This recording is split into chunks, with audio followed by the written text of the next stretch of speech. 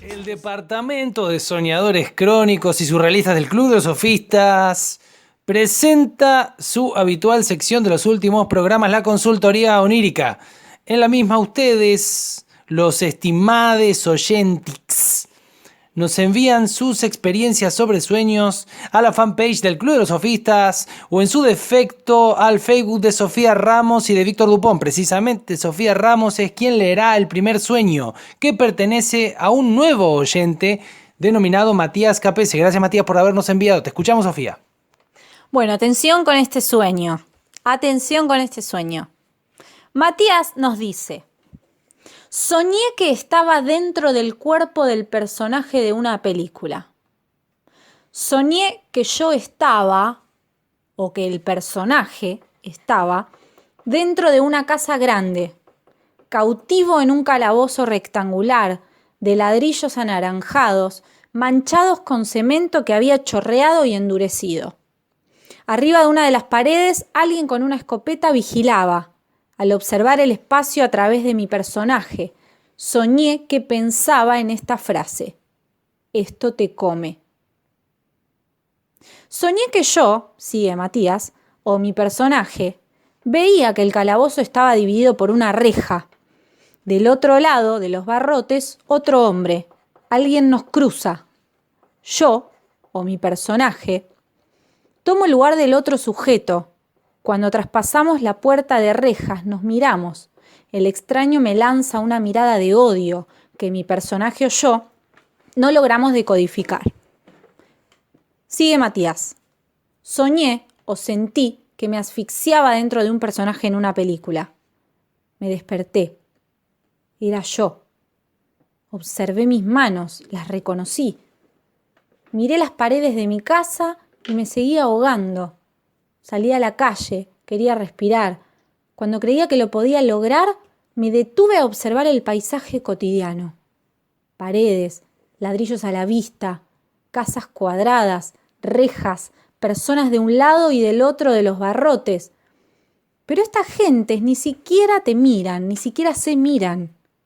Tengo ganas de preguntarles, como para sentir que estoy vivo, que estoy despierto. Hola, ¿qué tal? ¿Usted siente que su vida le pertenece? ¿O siente que está dentro de un personaje en la película que otro dirige? Otra pregunta me gustaría gritar. Hola, mucho gusto. ¿Usted cree que sus sueños le pertenecen? ¿O está soñando lo que otro desea? No me atreví a hablar con nadie, sigue Matías. Las personas se mueven tan seguras que temí que sus respuestas sean así de certeras como sus pasos.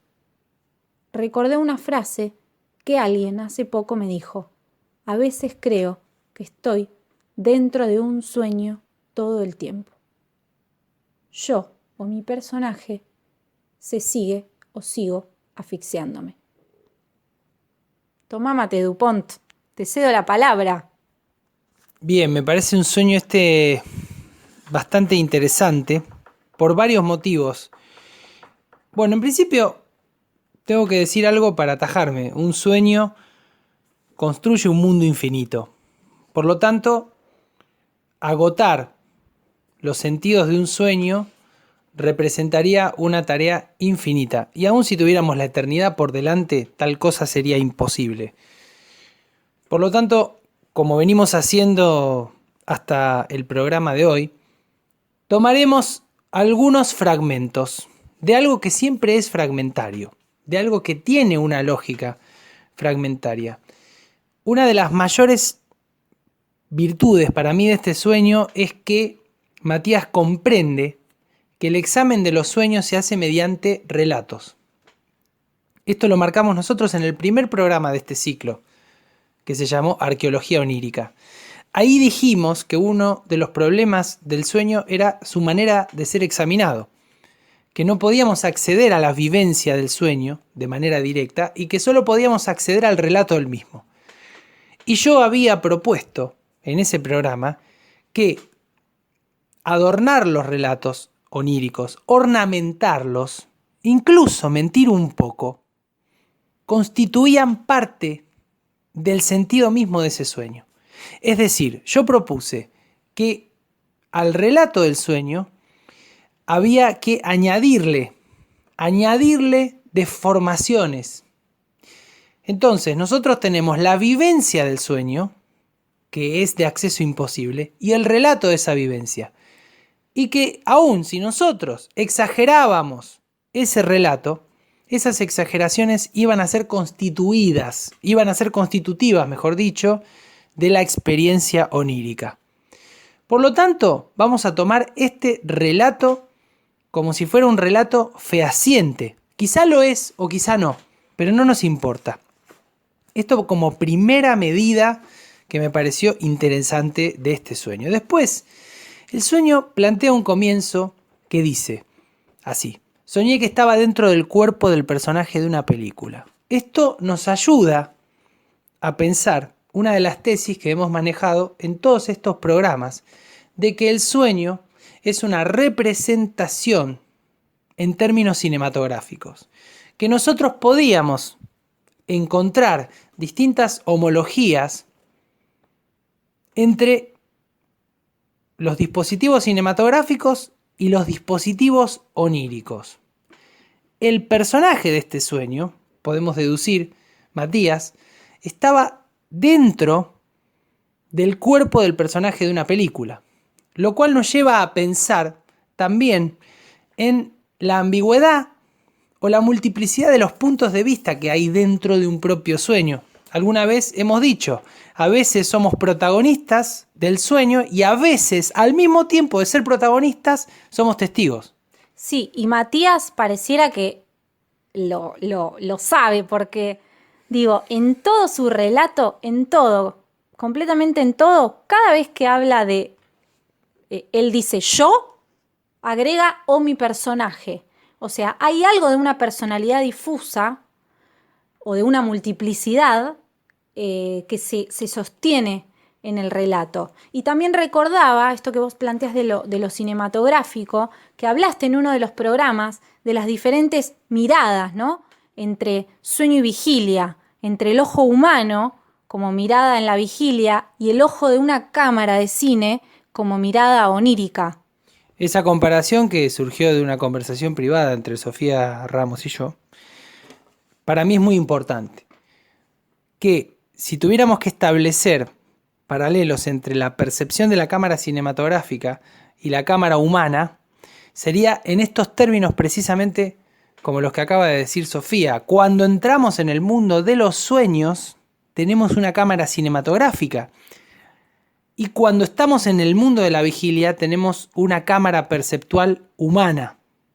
Ustedes piensen en los planos y en los encuadres más insólitos de la historia del cine y verán que hay proximidades con lo que ustedes pueden apreciar dentro de sus mismos sueños. Otra cosa que marca Sofía, que está también señalada por Matías, es la inconstancia del sujeto. A ver, todas las tradiciones que analizan los sueños marcan que el soñante da la impronta de lo que se sueña. Aun cuando, como en las hipótesis o alguna de las hipótesis de Jung o de otros, en el sueño encontramos elementos transpersonales, elementos más allá de la percepción del soñante, siempre los encontramos tergiversados, transfigurados por la propia personalidad del soñante. Si bien sucede eso, lo que se ve respecto del sujeto protagonista de los sueños es algo que está en permanente mutación, en permanente cambio. Porque por un lado,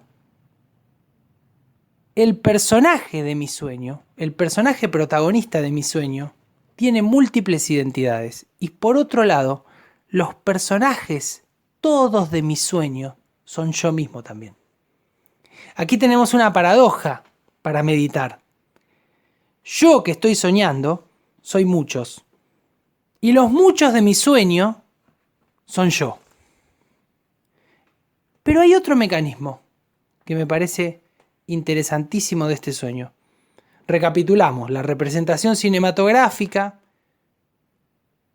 el carácter de relato minucioso del onírico como parte constitutiva del sentido del sueño y de la vivencia del mismo sueño, la inconsistencia del sujeto, la ruptura de todo principio de identidad. En los sueños una cosa no es idéntica a sí misma, sino que puede ser idéntica a muchas. Tenemos que sumar que si nos dejamos guiar por el relato, hay un sueño dentro del sueño. Es decir, en un determinado momento Matías dice: soñé o sentí que me asfixiaba dentro de un personaje en una película. Me desperté. Era yo. Observé mis manos, las reconocí, miré las paredes de mi casa y me sentí ahogado. Y empieza a contar que se despertó. Pero, por la manera que tiene de relatar esta continuidad, parece que estuviera despertándose en otro sueño más. Hemos hablado de esto, del sueño dentro del sueño. Hemos citado a Poe cuando dice: la vida es un sueño dentro de un sueño. ¿Qué es lo que le dice una persona que él recuerda, que Matías recuerda? A veces creo que estoy dentro de un sueño todo el tiempo. El sueño dentro del sueño, la caja onírica china, el sueño mamushka. Sí, y respecto de esto me parece muy interesante que Matías no lo confirme explícitamente en su relato. El relato termina diciendo: yo, mi personaje, se sigue o sigo asfixiándome. La misma asfixia del sueño primero. En ningún momento él dice o habla o presenta un segundo despertar que lo trae a su vigilia presente, ¿no? A su aquí y ahora. Hay algo de su relato que me parece muy atractivo, que no explicita sobre el sueño mamushka y no habla de un despertar, sino de una continuidad de esa sensación que él transita en estas experiencias oníricas.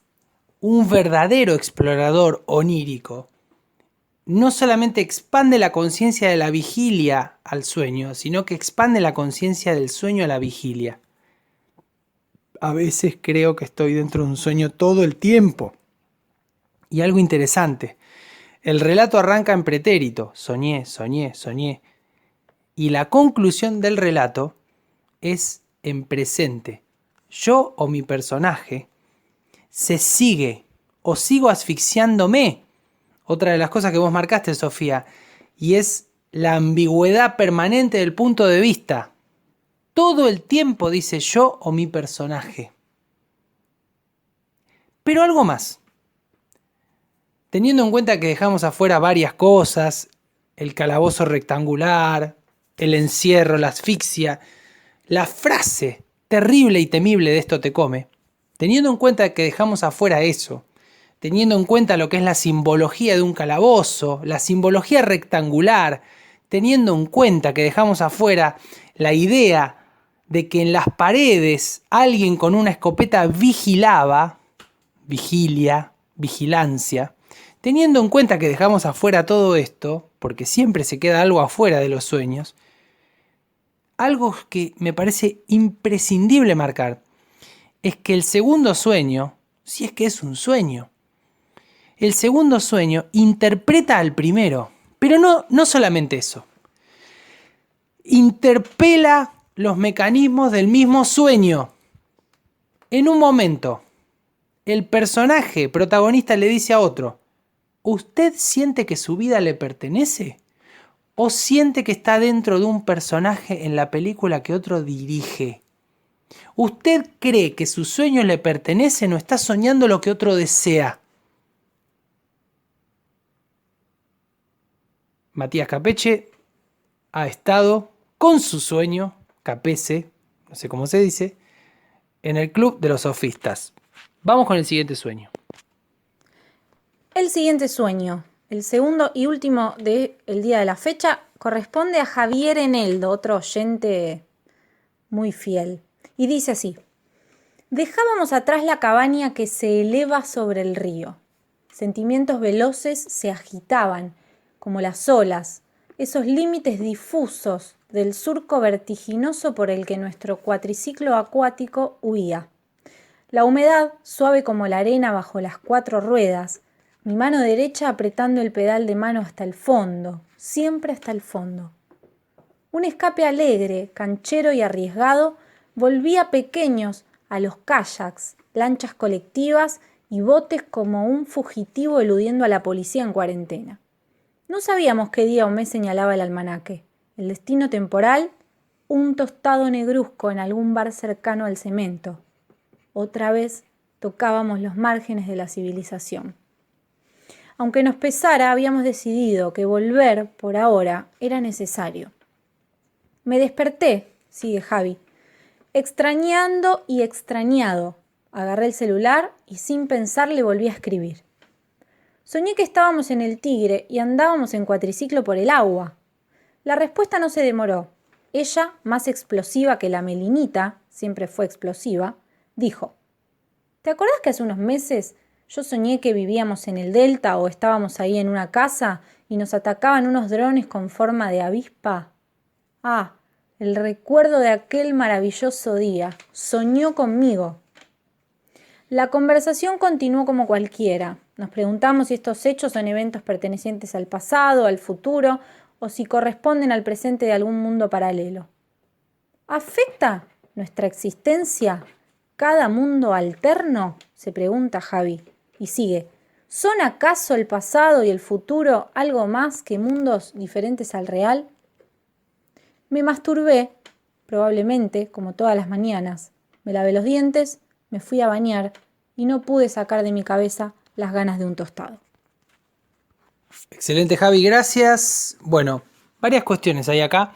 En principio, Javi, sí, a diferencia de Matías, marca una clara distinción entre sueño y vigilia.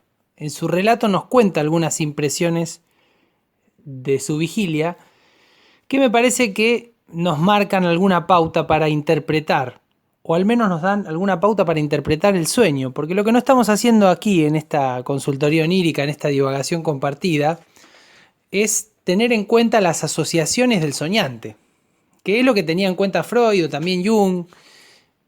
Preguntarle al que sueña a qué asocia tal o cual elemento. Entonces Javi nos brinda una reflexión filosófica. Se pregunta: ¿afecta nuestra existencia cada mundo alterno? ¿Son acaso el pasado y el futuro algo más que mundos diferentes al real? Acá hay una cuestión que parece muy interesante, más allá de estas preguntas que lo son. Y es que se trata de un sueño repetido en 2 personas. Se trata de un sueño que se comunica en 2 mentes, en 2 almas, en 2 soñantes. Algo de eso hay, porque las diferencias son mínimas. En un caso, ella sueña con drones que con forma de avispa, es una especie de sueño Black Mirror, que persiguen a los 2 personajes, y en otro caso hay como una amenaza también. Hay persecución.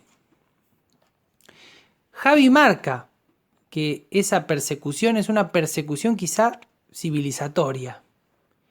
Y compara esa persecución a una fuga a la policía en cuarentena. Hay policía en los sueños. En principio, según Freud, el mismo inconsciente utiliza a la policía de la conciencia para que uno no pueda acceder a los significados ocultos del sueño. Freud nos habla de un mecanismo y lo nombra de la siguiente manera. Usa la palabra censura. Que hay una censura, que hay una barrera, que hay una policía dentro de los mismos sueños, que es la que hace que el inconsciente monte toda una escenificación, deformándola, simbolizándola, para que nosotros, en nuestra conciencia, podamos acceder de manera cifrada al contenido de los sueños. Por lo tanto, sí hay una policía onírica. Ahora bien, ¿este sueño pone de manifiesto la tensión con esa policía onírica? Seguramente que sí. Pero también quizá pone de manifiesto la tensión con la policía civilizatoria. Y siguiendo con una interpretación más freudiana, esta interpretación de que los sueños expresan la realización de un deseo, aquí hay un deseo claro que es un deseo de fuga. Huimos. Y es una huida romántica. Al menos yo siento aquí una huida romántica. ¿Por qué? Por los elementos simbólicos de la configuración. Cabaña, río, el delta del tigre, si no me equivoco. El tigre, este animal que expresa toda la violencia o gran parte de la violencia de la animalidad, el ataque. Digo, los sueños proceden así, no escogen los nombres arbitrariamente. La violencia del tigre, la fuerza del tigre. Lo acuático, el río, sumergirse en la huida por agua. No tenemos que olvidar que Jung compara el mar, lo oceánico, también podríamos pensar en alguna escala el río, con la inmersión o la sumersión en el inconsciente colectivo.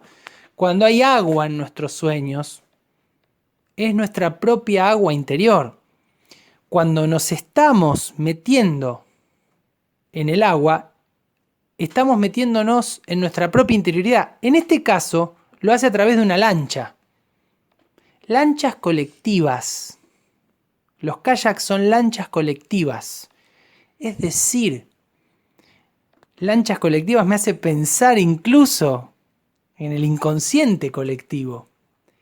¿Qué pasaría si todos con nuestras lanchas nos sumergiéramos en las profundidades de nosotros mismos? Y encima una acotación, el agua en tanto elemento, en todas las disciplinas más astrológicas y algunas esotéricas, tiene que ver directamente con lo emocional. Es el elemento que conecta con las emociones, y el agua que uno ingiere y con ese agua que tomamos circula lo emocional, está muy vinculado. Es un sueño con muchas notas esotéricas. A ver, la huella esotérica, la marca que ha sido este sueño soñado por dos personas, que ya esa es una marca esotérica, fundamental. Tenemos la posibilidad de soñar lo mismo entre más de una persona. Así como tenemos la posibilidad de despertar en los sueños. La posibilidad del sueño lúcido. Pero hay más. Digo, ¿cuál es la herramienta para sumergirnos en esta huida? Un cuatriciclo, una lancha. El cuatriciclo. 4 ruedas. La humedad suave como arena bajo las 4 ruedas. Escribe Javi. Cuatriciclo me hace pensar en el número 4 y en los ciclos. Y con toda la arbitrariedad que me ha caracterizado en estos últimos programas, pienso que son las 4 fases de la alquimia. Digo, Jung también buscaba en los sueños simbolismos alquímicos. Los 4 ciclos, los 4 elementos. Hay uno que es claro, que es el agua. Pero podríamos pensar que si hay algo romántico, también está el fuego. Y si estamos pensando que hay drones con forma de avispa, también podemos pensar en el aire. Y si estamos pensando en que hay arena y hay un bar cercano al cemento, estamos pensando en la tierra. Cada uno de esos elementos predominantes en cada una de las 4 fases de la alquimia. Por último, las preguntas que suspendió Javi en el aire. ¿Afecta nuestra existencia cada mundo alterno? ¿Son acaso el pasado y el futuro algo más que mundos diferentes al real? Es claro que la temporalidad onírica difumina, disuelve, destruye la temporalidad lineal de la vigilia. ¿En qué tiempo ocurrió este sueño, repetido en 2 almas? ¿Y qué es lo que tienen que experimentar juntas estas 2 almas, que son capaces de soñar lo mismo? quizá una sola cosa, este mismo sueño, o quizá no, o quizá más que este mismo sueño. ¿Qué sucede cuando, como he dicho en el programa anterior, soñamos con alguien y podemos encontrarnos con ese alguien en el otro plano, que está vivo? ¿Significa que son otros yo que se encuentran en ese otro plano? Gran sueño de nuestro querido oyente y compañero Javi Eneldo. Cerramos esta consultoría onírica. Tenemos muchos sueños más, así que si quieren nos los mandan y los seguiremos recibiendo.